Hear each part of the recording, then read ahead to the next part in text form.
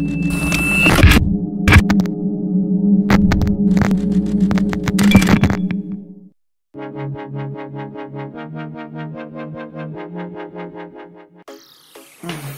xin chào các bạn đã quay trở lại kênh của Văn Hồng Lazada. Ở đây thì mình có một cái mỏ hàn. Mỏ hàn này thì cũng lâu lắm rồi, lâu không dùng thì một thời gian cầm ra nghịch thì thấy nó bị hỏng. Hôm nay thì mình sẽ tiến hành sửa cái mỏ hàn này nhé.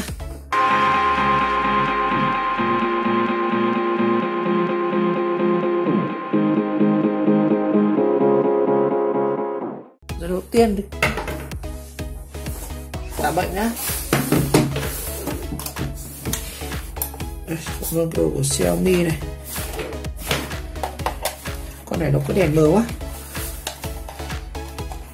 chặt quá. Đây đây, con Xiaomi nó có cái đèn trắng trắng này này. Rồi, cắm vào. Mỏ hàn lạnh tanh luôn đi. Mình sẽ chờ khoảng 30 giây. Không động tĩnh gì luôn anh các bạn. Rất là hòm rồi. Con này thì nó không có như con mỏ hàn 907 mà nó chỉ không có hiển thị led. Đây là muốn test xem nó có chạy hay không thì mình chỉ có thể là sờ nó nóng hay không. Cắm vào chả nhiệt độ gì. Bây giờ mình sẽ bung nó luôn cho anh em xem sửa như nào. Đây, con này tháo thì dễ thôi. Đây, nó sẽ có một cái trục ở đây. Nó sẽ có một loại sứ đây, thường hay chết cái loại sứ này lắm. Mình cứ thử xem nào, có sửa được không.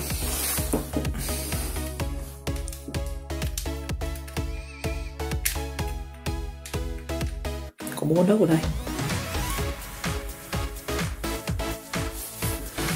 Này toàn chết loại sứ rồi.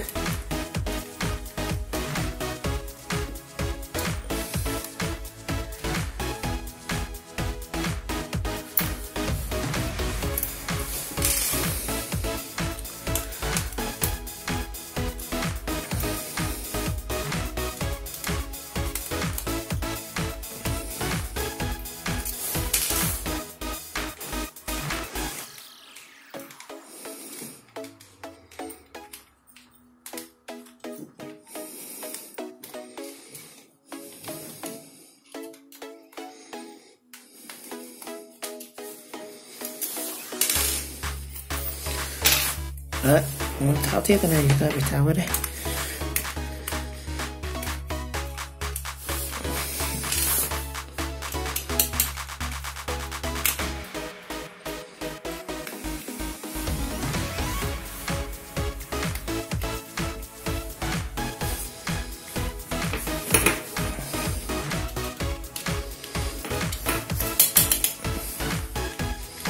Bạn cái này.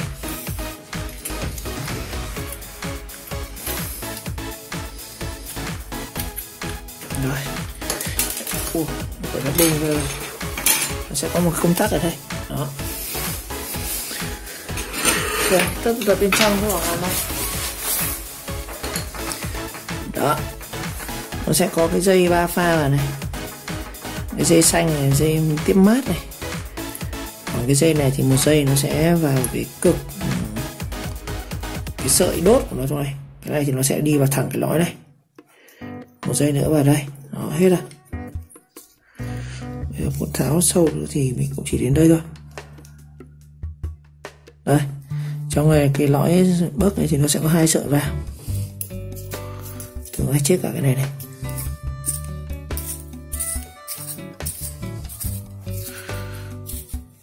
Đây nhá. Đây, chỉ là cái bấc của nó đây. Mình thay được cả cái đầu này luôn đi.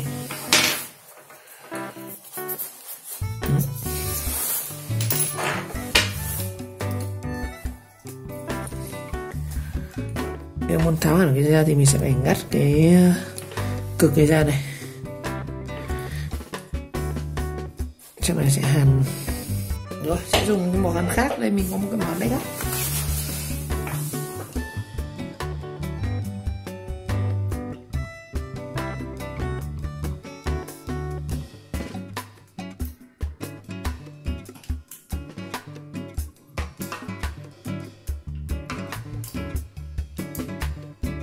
Mỏ này nó không đủ nhiệt anh ạ.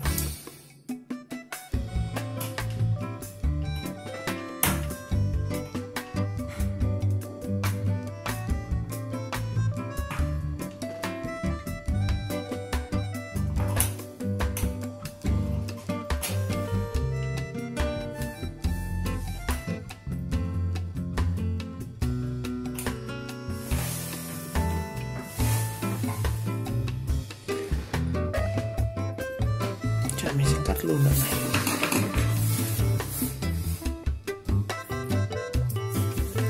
Đấu thẳng vào đây, không có diode nữa.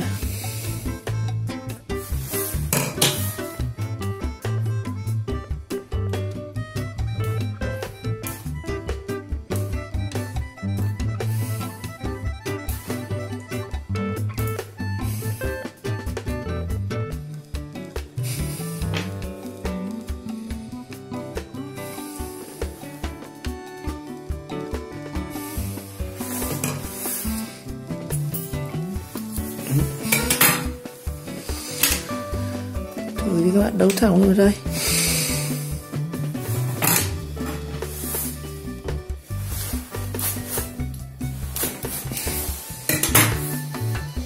Đấu test này nha.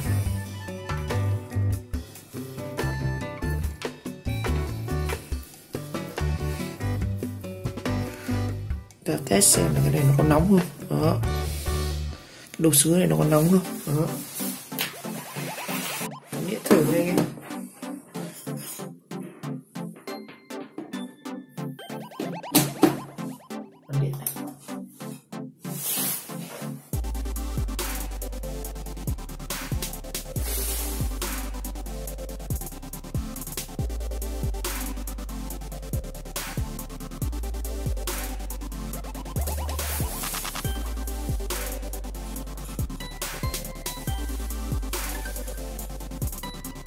Vậy cái đầu sứ nó vẫn mát lạnh luôn này.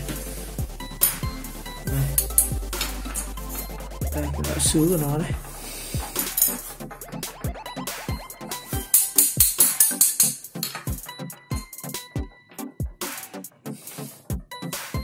Cái lọ sứ này nó giống Muji sấy rồi mà.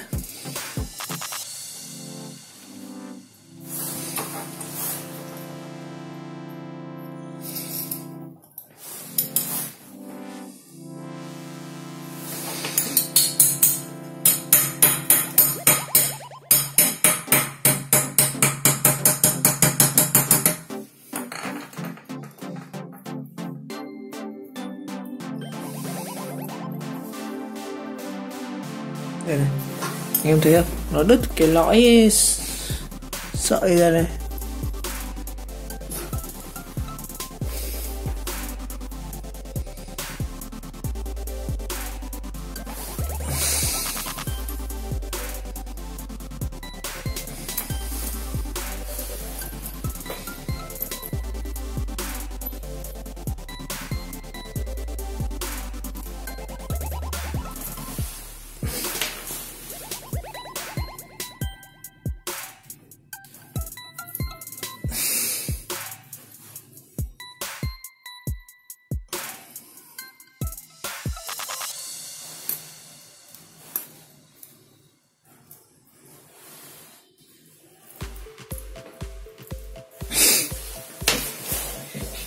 Đây này, cái lõi này nó đứt này.